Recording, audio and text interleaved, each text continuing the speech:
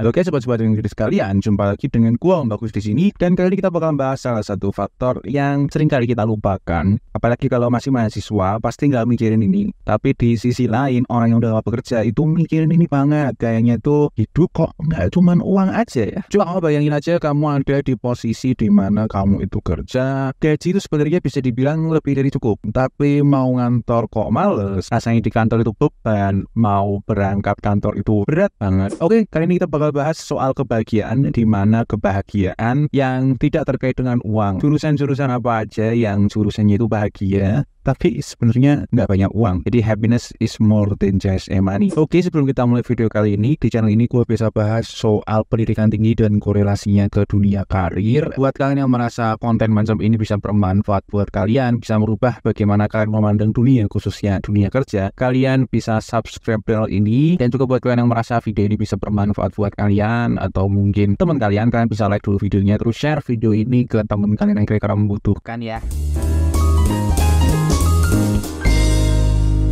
Oke, jadi seperti yang udah gua omong sebelumnya, kali ini kita bakal ngomongin soal jurusan-jurusan yang membawa kebahagiaan bagi orang yang masuk ke dalamnya, khususnya yang benar-benar passion di situ. Tapi sebenarnya kalau kita bicara secara ekonomi, kita bicara soal keuangan, itu sebenarnya nggak ada duitnya ya. Oke, jurusan yang pertama itu kita langsung aja tembak dari bidang seni. Cuman seni itu memang bisa dibilang ada beberapa banyak hal ya terkait seni, seni rupa, desain, dan berbagai macam teatrikal. Banyak sekali soal seni, tapi gua khususkan untuk seni musik. Jadi seni musik ini merupakan salah satu jurusan yang paling mantep, paling cocok, paling disukai orang-orang seperti itu tidak ada kebahagiaan yang lebih besar daripada bisa terlibat langsung dalam pembuatan atau bahkan pentas penampilan musik. Jurusan ini tuh membuat orang-orang yang punya passion seperti itu lebih dekat dalam mengejar keinginan mereka, mengejar passion mereka, karena mereka dengan belajar seni musik ini bisa mempelajari berbagai genre, teknik musik, dan juga bahkan langsung mempunyai kesempatan untuk berkarya di bidang ini. Tapi kenyataannya karya atau karir di bidang musik ini memang seringkali tidak punya penghasilan yang tinggi, dan khususnya ya dia itu tidak punya tempat khusus di korporasi. Bahkan sejelek-jeleknya kalau kita ngomong jurusan seni rupa, itu tuh masih ada posisinya di corporate seenggaknya sebagai desainer, karena seni mereka itu cukup baik sehingga dia bisa masuk ke digital marketing atau desain grafis atau hal-hal yang masih bisa berkaitan dengan revenue perusahaan. Seni musik gue rasa sih sampai saat ini pemahaman gue itu tidak ada posisinya di perusahaan swasta di mana mereka adalah tempat bekerja yang paling banyak membuka lapangan pekerjaan. Tapi kenyataannya memang sih kalau kamu udah ada di suatu bidang yang kamu sukai dari dulu banget dan kamu kuliah di situ, apalagi kamu bisa mendengar hasil karya sendiri, hasil karya juga sama orang lain, dan orang lain ikut menyukai, itu memberikan rasa kebahagiaan yang luar biasa memuaskan ya. Selanjutnya adalah jurusan kehutanan. Jadi jurusan kehutanan ini biasanya sudah ada di pemikiran orang-orang yang masa muda itu bercinta alam, suka masuk ke hutan, suka ke alam liar, dan ya nggak bisa dipungkiri kehutanan ini memang punya fanbase-nya sendiri ya. Tapi ada banyak sebenarnya jurusan-jurusan yang terkait dengan alam liar, khususnya di bidang budidaya yang mereka itu sebenarnya lebih bisa diserap. Dan kalau kita ngomong kehutanan, itu merupakan salah satu dari beberapa jurusan yang terkait lingkungan, misalnya teknik lingkungan, pertanian, agrobisnis. Kehutanan ini termasuk yang kurang kalau gua ngomong ya, karena biarpun mereka tuh kuliah, banyak yang berharap bisa bekerja di bidang kehutanan, perkayuan, atau hal-hal yang punya dampak nyata terhadap lingkungan dan masa depan planet ini. Biasanya sih gaji mereka itu kurang bisa diterima sama orang-orang yang ya punya ekspektasi mereka sudah kuliah 4 tahun terus bisa bekerja dengan mendapat penghidupan yang layak. Tapi apapun itu ya, kalau orang sudah ada pada passion mereka, katakanlah mereka itu dari awal sudah ingin tidak hidup di perkotaan, mereka itu passionnya itu hidup di rimba ya. Kalau teman-teman tahu, itulah gaji nggak seberapa, pulang nggak pernah, tapi kalau udah passion ya mau diapakan lagi, itu nggak bisa diapa-apakan lagi. Dan memang kalau sudah seneng, ya puas, bahagia, mendapatkan panggilan jiwa, nggak bisa diapa-apakan lagi.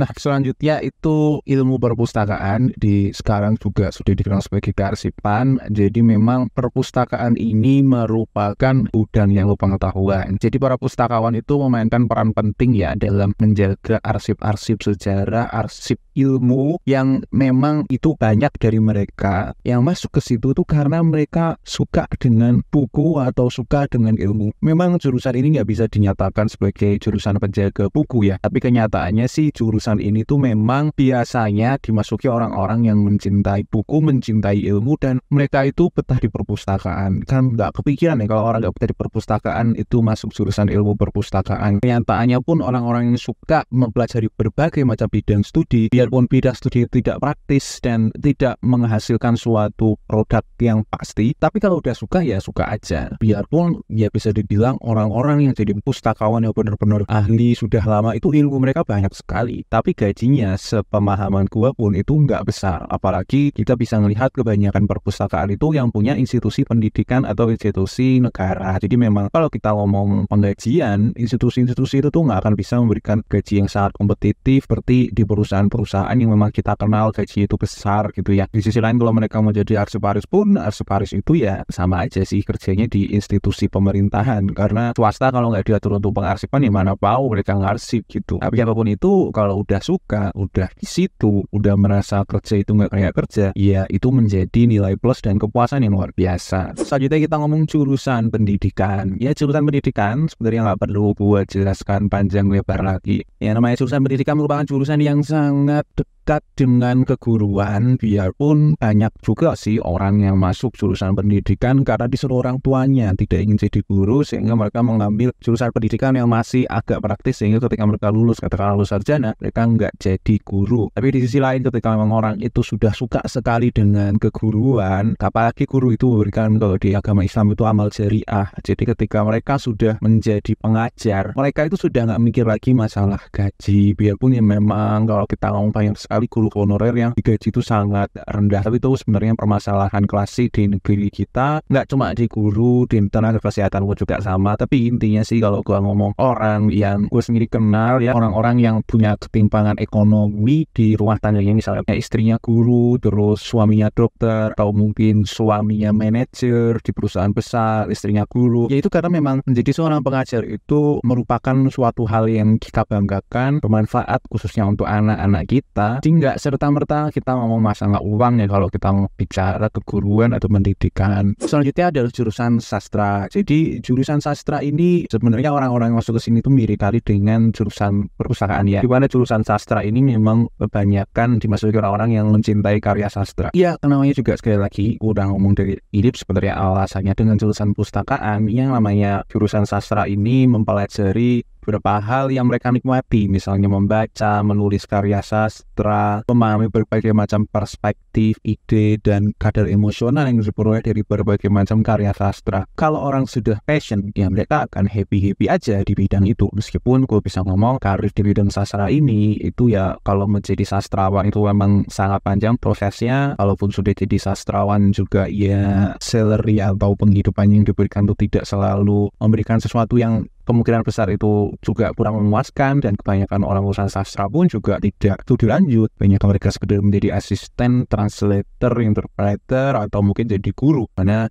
di posisi-posisi seperti itu memang salary yang ditawarkan tuh nggak terlalu oke gitu. Selanjutnya adalah jurusan kesejahteraan dan juga sosiologi. Jadi ini memang kedua jurusan yang bisa dibilang agak berbeda.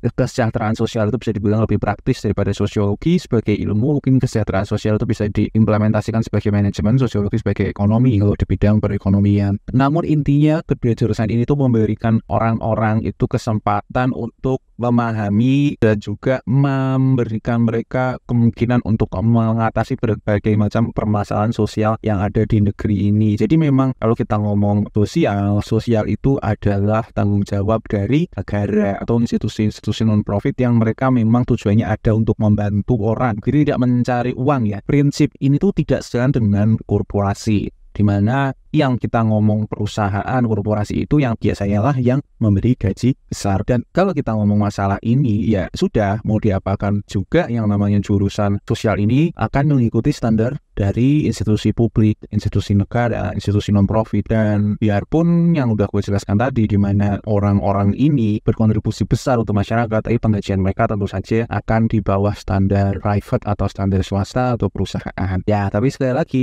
kalau emang udah suka, apalagi bekerja di bidang ini, itu sangat bergelimang rasa terima kasih. Karena mereka itu menyelamatkan orang-orang yang memang perlu bantuan gitu. Jadi memang cukup mirip dengan dokter dan tenaga kesehatan ya. Karena mereka ya memang ada untuk menyelamatkan orang lain, untuk memberikan peningkatan status sosial. Misalnya gelandangan, pengemis itu tanggung jawab mereka, itu masalah yang mereka atasi. Jadi kalau emang udah suka ya gimana pun juga, biarpun nggak ada duitnya ya suka, jalan aja kan. Kemudian yang mirip ya, ini kriminologi. Kriminologi ini tuh merupakan ilmu yang mempelajari tentang perilaku kriminal, beneran mirip dengan sosiologi tapi lebih ke dalam bidang kriminal ya. Kalau kesejahteraan sosial itu kan terapan dari sosiologi, kalau kriminologi ini ilmu terapannya hukum pidana. Hukum pidana itu cukup oke. Untuk kriminologi ini gue bisa ngomong masalah salary itu ya bisa dibilang ya nggak rendah-rendah banget, cuman dari permasalahan yang mereka selesaikan itu sangat kecil apalagi dibandingkan dengan para lawyer-lawyer pidana yang memang mengurusi perilaku kriminal ini. Kalau kita mau lawyer kriminal artinya adalah orang yang mempertahankan atau mengurangi tuntutan pidana dari seseorang ya. Kalau negara diwakili jaksa.